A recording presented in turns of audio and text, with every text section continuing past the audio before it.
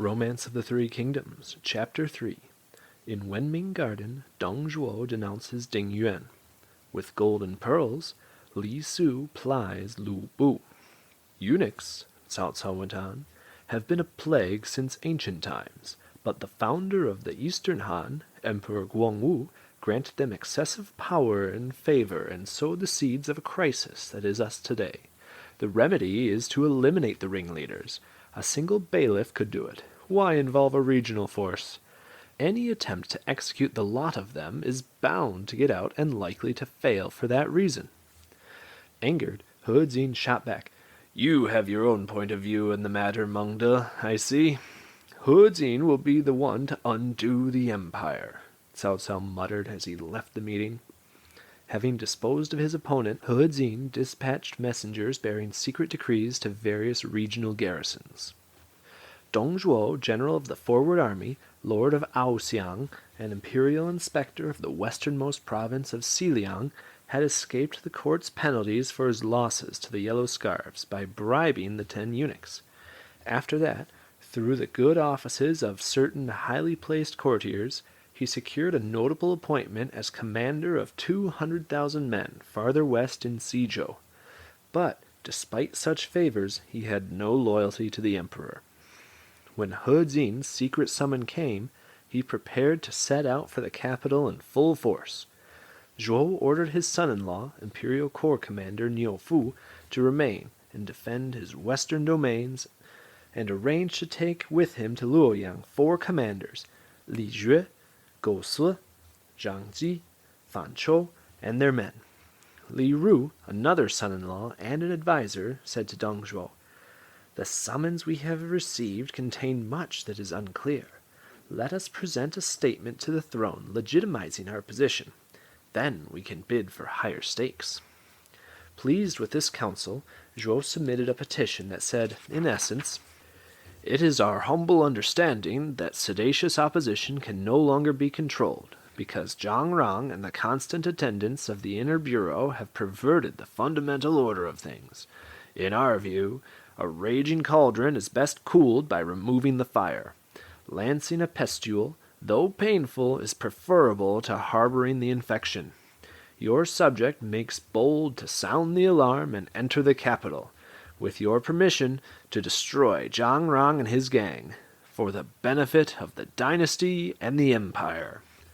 He Jin put Dong Zhuo's request to enter the capital before the principal ministers. Zheng Tai, the court censor, objected. "Dong Zhuo's a jackal. Let him into the capital and he'll devour us." "Your indecisiveness," said He Jin, "renders you unfit to discuss major questions." Lu Zhi also voiced opposition. "The Dong Zhuo I have known for many years hides a vicious mind beneath that benign exterior. We're courting disaster. Better keep him out." He Jin ignored all objections. The 2 critics resigned their offices, and more than half the court followed their example. He Jin had Dong Zhuo greeted at Mianqi. Dong Zhuo restrained his troops and made no move. Zhang Rang and the eunuchs learned of the arrival of outside forces and said, "A plot of He Jin's. If we don't head it off, our clans will be exterminated." Planting 50 hatchetmen inside the gate of praiseworthy virtue at the Palace of Lasting Happiness, Zhang Ran went in and told the empress, "The regent means to destroy us, and has forged a decree summoning outside troops to the capital. We beg your majesty, have mercy and save us." "Present yourselves at his headquarters and apologize for your offenses," was her reply. "If we go there," said Rang, "his men will beat us into a pulp. We appeal to your majesty to summon him to the palace and stop him. If he refuses, we prefer to die at your feet." Empress He ordered He Jin to appear.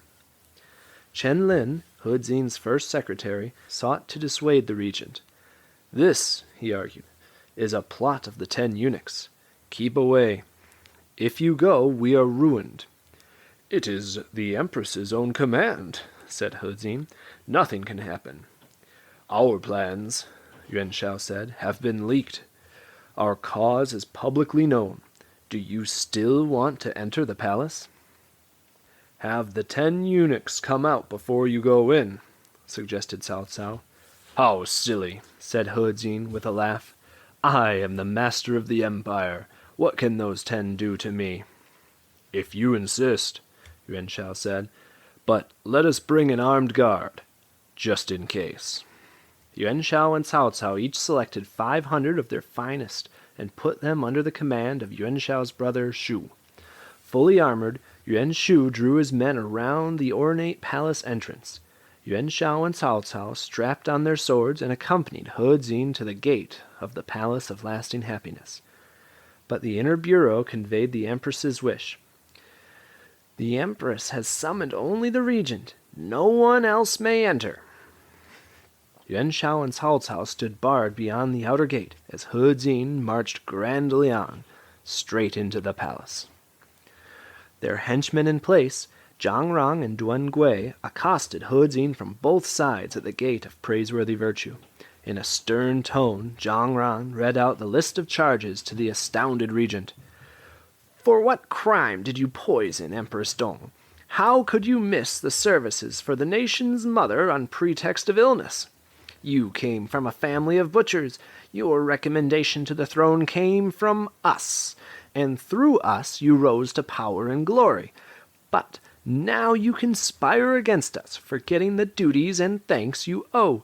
Who is so pure, tell me, if we are as corrupt as you say?"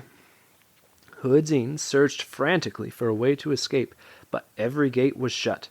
The assassins closed in and cut He Jin in two at the waist. A poet of later times lamented his fate. "The Han will fall, its star-told fate fulfilled, with feckless He Jin counseling the king. Deaf to honest words, he seals his doom, quartered in the queen's receiving room."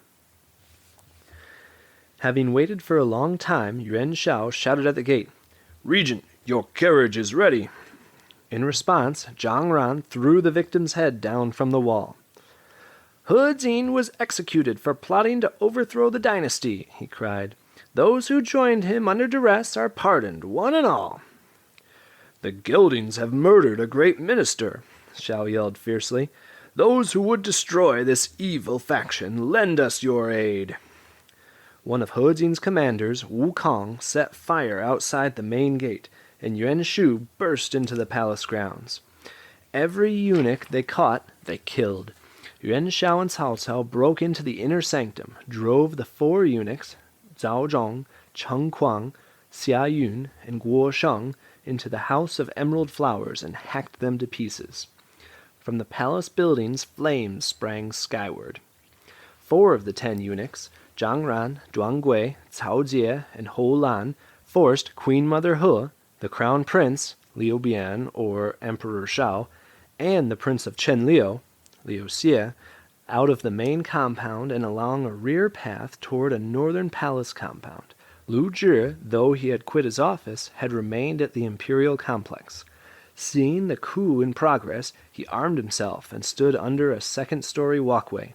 Catching a glimpse of Duan Gui threatening Empress He, Zhi shouted, "Traitor! To kidnap the Queen Mother!" Gui turned and ran. The Queen Mother jumped from a window, and Lu Zhi rushed her to safety. Wu Kuang cut his way into the courtyard, where he found He Miao with sword drawn. "Miao was part of the plot against his brother," shouted Kuang. "He must die." The crowd around Kuang also demanded Miao's head. He Miao tried to flee, but was encircled and hacked down. Yuan Shao ordered his men to spread out and kill the 10 attendants and their families, regardless of age. Many who had no beard were killed by mistake. Cao Cao managed to quell the fires and appealed to the Queen Mother to assume temporary authority. At the same time, he sent soldiers after Zhang Rang and his gang to find Emperor Shao, Prince Bian. Earlier, Zhang Ran and Duan Gui had seized the 2 royal sons, Emperor Shao and the Prince of Chenliu, Xie. Braving smoke and fire, the 2 eunuchs reached Bei Mang Hills. During the second watch, they heard the clamor of soldiers charging up. In the front ranks was Min Gong, an aide in the Henan district. "Don't move, you traitors!" he shouted. Zhang Ran saw that he was done for and drowned himself in a nearby stream. Emperor Shao and the Prince of Chenliu, unable to tell friend from foe, lay low in the tangled weeds by the water's edge, eluding the wide search. Though famished, the two brothers stayed out of sight until the fourth watch. A chill early dew settled over them. They huddled together and started to sob, but swallowed their cries for fear of discovery. "We can't stay here forever," said the prince. "We have to find a way out." They tied themselves together by their clothes and climbed a thick bank with thorny brambles. It was still too dark to see the path. The boys despaired. Suddenly, thousands of fireflies gathered before them, emitting a beam of light as they swirled in front of the emperor. "Heaven is helping us," said the prince. They followed the glow and soon found the road. By the fifth watch their feet ached, and they lay down beside some hay stacked on a hillside ridge. Beyond the haystack was a manor whose master had dreamed of two red suns falling to earth beside his farm. Startled from his sleep, he went out and saw two red rays probing the sky. He hurried to the source and discovered the boys. "What families do you belong to?" he asked. The emperor could not reply. "This is the reigning emperor," said the prince. "We fled the violence caused by the eunuchs. I am his younger brother, the Prince of Chenliu." The astonished lord of the manor saluted them repeatedly. "I am Kuei Yi," said he, "brother of the late emperor's minister of interior, Kuei Lie. I retired here when I saw how the eunuchs were corrupting the government." Kuei Yi helped the emperor into his manor and humbly served his guests wine and food. Meanwhile, Min Gong had apprehended Duan Gui. "Where is the emperor?" he demanded. "We became separated on the road," answered Gui, "and I don't know where he went." Gong killed Gui and tied his severed head around the neck of his horse. Gong's men continued searching in all directions, and Gong himself continued alone along the road. Chance brought him to the Kuei manor. The lord received him and asked for an explanation of his gory trophy. In reply, Gong recounted the night's events. Kuei Yi then led Min Gong to the emperor. Sovereign and subject wept bitterly. "The realm," said Gong, "may not lack its lord, even for a single day. Return to the capital, your majesty, I pray." Kuei Yi had but one feeble horse, which he gave to the emperor. Gong shared his mount with the Prince of Chenliu. Some 3 li from the manor, an array of hundreds of soldiers drew near, led by Minister of Interior Wang Yun, Grand Commandant Yang Biao, Commandant of the Left Army Chen Yuchong, Commandant of the Right Army Zhao Meng, Commandant of the Rear Army Bao Xin, and Commandant of the Central Army Yuan Shao. The emperor and his subjects wept together when they met. Duan Gui's severed head was sent to the capital as a warning. Fine horses were provided for the emperor and the prince, and the whole troop escorted the emperor to Luoyang. Prior to these events, a child's ditty sung in Luoyang had foretold, "A king who isn't a king, and a prince who is no prince, together the prince and king must fly to Beimang graves where their ancestors lie." Events had fulfilled this prognostication. The imperial procession had advanced barely a few li when a host of banners darkened the sky. Spreading dust everywhere, a mass of soldiers and horsemen came into view. The officials paled. The emperor panicked. Yuan Shao raced forward and demanded, "Who are you?" From the shadows of spangled pennons, a general came forth and cried in a stern voice, "Where is the emperor?" The emperor was too frightened to speak, but the Prince of Chenliu guided his horse forward and said tearfully, "Who comes here?" "Dong Zhuo, the imperial inspector of Xiliang," was the reply. "Are you here to protect the emperor or seize him?" asked the prince. "Only to protect him," said Zhuo. "Then get off your horse," said the prince. "The emperor is here." The astonished Zhuo dismounted before the emperor and prostrated himself at the left side of the road. The prince graciously reassured Dong Zhuo, expressing himself from first to last with discretion and dignity. Dong Zhuo was deeply impressed but did not show it. The idea of deposing Emperor Shao and placing Prince Xie on the throne had already formed in his mind. That day, the whole entourage remained in the palace. and the emperor presented himself before Queen Mother He, as one and all wept freely. But the jade seal, whose possession confirms imperial authority, was not to be found. A search of the palace proved fruitless. Dong Zhuo stationed his troops outside Luoyang, but his cavalry daily entered the city and ran riot through the streets, striking fear into the hearts of the people. Dong Zhuo himself went in and out of the imperial buildings, showing neither respect nor restraint. Bao Xin, commandant of the rear army, told Yuan Shao that Dong Zhuo's disloyalty was manifest and urged his removal. But Shao replied, "With the court lately but stabilized, there is no time for rashness." Bao Xin also raised the matter with the Minister of Interior Wang Yun, who simply said, "These will have to be considered further." Thus rebuffed, Bao Xin led his own unit out of the capital and took refuge in the Mount Tai region. Dong Zhuo skillfully gained the confidence of the troops of the He brothers, Jin and Miao, and brought them under his authority. Then he spoke privately to his advisor Li Ru. "I want to depose the emperor and enthrone the prince. What do you think?" "The court has no ruler," said Ru. "Act now before circumstances change. Tomorrow call the officials to the Garden of Benign Wisdom and inform them of your decision. This is the time to act upon your authority." Li Ru's answer delighted Dong Zhuo. The next day, Zhuo laid a great banquet in the garden of the elder lords and nobles, all of whom he had intimidated into attending. He waited until all court officials had arrived, and then, with studied slowness, rode to the gate, dismounted, and entered the grounds without removing his sword. After several rounds of wine, he ordered the festivities to cease.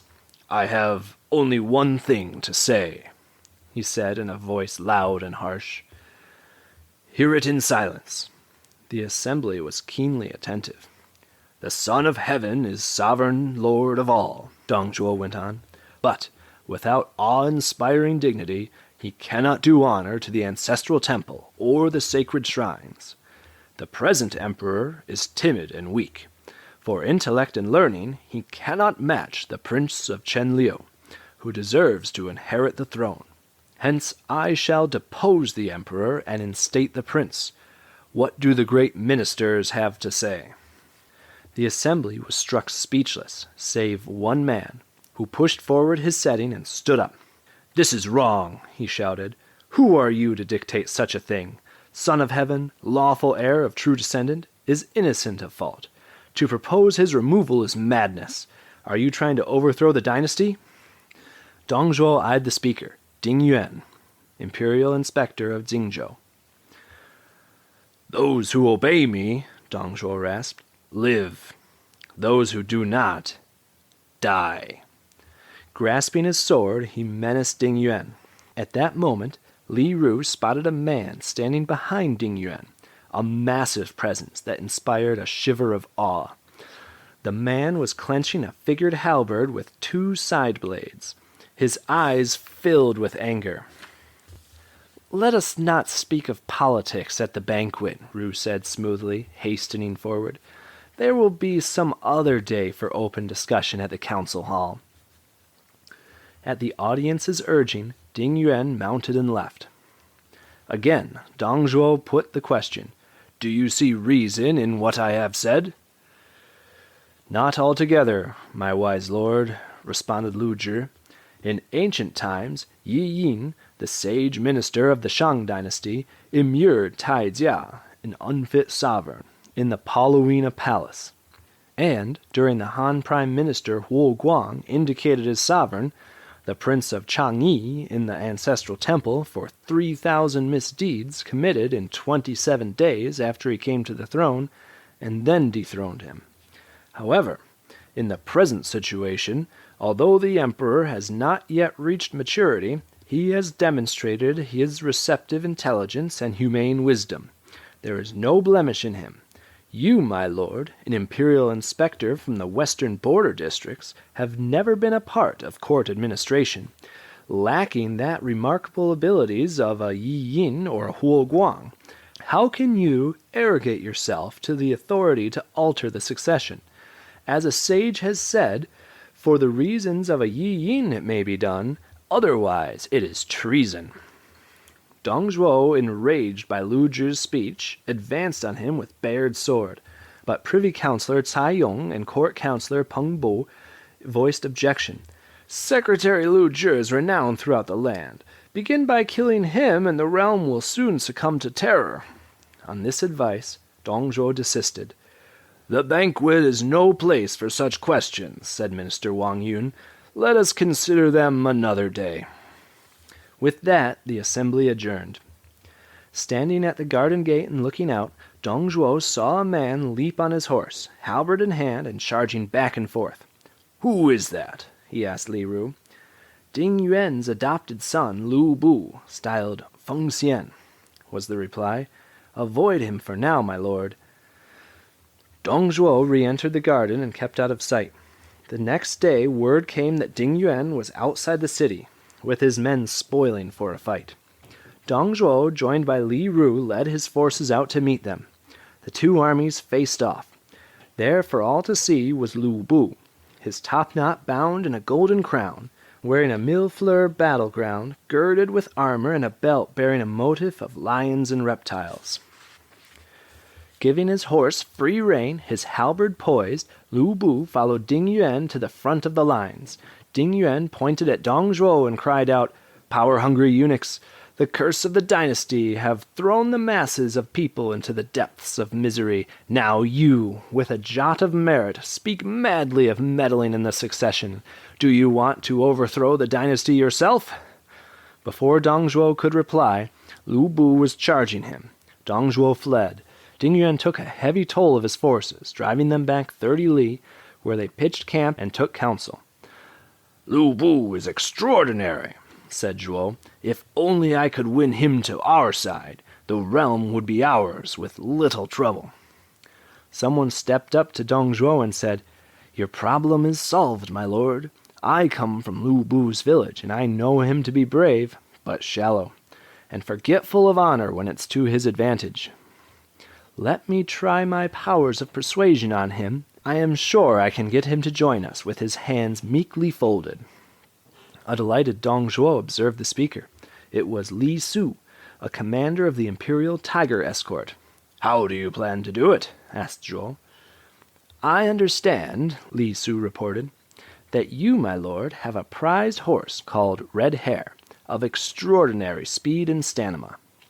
Let me offer it to him, together with gold and pearls, to engage his interest. I will add some arguments of my own, and I guarantee that Lu Bu will betray Ding Yuan and enter your service. Is it feasible? Dong Zhuo asked, turning to Li Ru. If your ambition, responded Li Ru, is to take possession of the empire, don't begrudge a single horse, my lord. Contented, Dong Zhuo gave Li Su the horse, along with 1,000 taels of gold, several dozen lustrous pearls, and a jade belt. Li Su took the treasures and headed for Lu Bu's camp. When the sentries closed in on him, he said, Call General Lu at once. An old friend is here. Shortly, Li Su was led into Bu's presence. Have you been well, worthy brother, since we parted? Said Li Su after being received. It has been many years, said Lu Bu, bowing with hands clasped. What is your position now? I am presently commander of the Imperial Tiger Escort, Su answered. I am proud and pleased to hear my worthy brother is acting in support of the sacred shrines. I have with me a superb horse. He can travel 1,000 li a day, ford streams, and climb hills as if riding on flat ground. He's called Red Hare. I especially want you to have him to enhance your formidable prestige. Lu Bu had the animal led over to him. True to his name, every hair of his hide was the color of glowing embers. He measured 10 spans head to tail and stood 8 spans from hoof to neck. His whinnies and neighs expressed the power to vault up to the sky or plunge into the deep. A poet of later times left the description. Tearing, lunging 1,000 li, behind a dust storm starts. breasting rivers, scaling hills, above a dark mist parts. He snaps his reins and shakes his jeweled gear, a fiery dragon diving down from heaven's upper tier. Lu Bu thanked Li Su enthusiastically. "How can I ever repay you for this dragon steed?" he said. "I have come out of personal respect and look for no thanks," Li Su replied. Lu Bu set out wine. When they had drunk to their heart's content, Li Su continued, "We see each other rarely enough, but your father often visits." "You must be drunk," Lu Bu responded. "My father died years ago. How could he visit you?" "No, no," said Li Su. "I actually meant Imperial Inspector Ding." Lu Bu responded uncertainly. "I have been Ding Yuan's man, it's true, but out of necessity more than choice." "Worthy brother," Li Su went on, "you have the talent to prop up the heavens, to command the seas. Where in our land are you not looked up to? Success, fame, status, wealth, all yours for the asking. Do not say you are someone's underling out of necessity." "If only I had the right master," Lu Bu sighed. Li Su replied, "A wise bird chooses its branch, the wise servant his master. Later you will regret missing this opportunity." "Tell me, brother," Lu Bu pressed, "you are at court. Whom do you consider a hero of our time?" "Among the emperor's servants," Li Su replied, "not one compares with Dong Zhuo, a man who instinctively shows respect to the worthy and receives the learned cordially, a man who rewards and punishes with unerring judgment. He will do great things." "I would follow him," said Lu Bu, "but how?" Li Su set the gold and pearls together with the jade belt in front of his host. "What are these for?" Lu Bu asked in surprise. Li Su had him dismiss his attendants. "His Excellency, Dong Zhuo himself," Su began, "commissioned me to offer these to you, tokens of his long-standing admiration for your reputation. The horse is also his gift." "How can I reciprocate such affection?" Lu Bu asked. "If someone as ordinary as myself," Li Su answered, "can rise to commander of the Imperial Tiger Escort, then there will be no bounds to the rewards for someone like you." "Alas," Lu Bu responded, "I haven't a speck of merit to offer as an introduction." "To the contrary," returned Li Su, "it lies in the slightest turn of your hand, but I fear you would be reluctant to." Lu Bu mused a long while before saying, "I should like to kill Ding Yuan and take his men with me into Dong's service. What do you think?" "Worthy brother," said Li Su, "there could be no greater service. But time is precious. Act without delay." They arranged for Lu Bu to join Dong Zhuo the next day. Then Li Su took his leave. Late that night, during the second watch, Lu Bu, armed with a knife, stole into Ding Yuan's tent and found him reading by candlelight. "What brings you here, my son?" asked Ding Yuan. "I am my own man," answered Lu Bu, "and proud of it. I am no son of yours." "Why have you turned against me?" Ding Yuan pleaded. Lu Bu, already moving on him, cut off his head and shouted to the attendants, "Ding Yuan is dead. I have killed him for his inhumanity. Those for me, stay. Those opposed, leave." Most of the troops dispersed. The next day, Lu Bu brought Ding Yuan's head to Li Su, and Li Su brought Lu Bu to Dong Zhuo. With great satisfaction, Dong Zhuo ordered wine and invited Lu Bu to drink. He said, kneeling, "To have you here is like rain on a parched seedling." Lu Bu then raised Dong Zhuo, urged him to take his seat, and prostrated himself in turn. "If you will have me, I beg to honor you as a foster father." Dong Zhuo presented Lu Bu with gleaming metal armor and a richly damask battleground. After drinking heartily, the two parted. Dong Zhuo's authority increased after Lu Bu's arrival. Zhuo took personal command of the forward army and conferred on his brother, Dong Min, the title of the left, and made him Lord of Hu. He appointed Lu Bu cavalry commander and imperial corps commander, and enfeoffed him with a capital precinct. Li Ru urged Dong Zhuo to arrange as quickly as possible for the deposing of Emperor Shao and the enthroning of the Prince of Chenliu. Dong Zhuo convened a banquet in the imperial quarters for the lords and noblemen and ordered Lu Bu to stand by with 1,000 soldiers. That day, imperial guardian Yuan Wei and the entire official corps were in attendance. After several rounds of wine, Dong Zhuo, hand on sword, spoke. "The present sovereign is inept and feeble, unfit to serve an ancestral temple. I mean to follow the hallowed precedents of Yi Yin and Huo Guang and place the Prince of Chenliu upon the throne of Han. The present emperor will become Prince of Hongnong. Those who resist will be killed."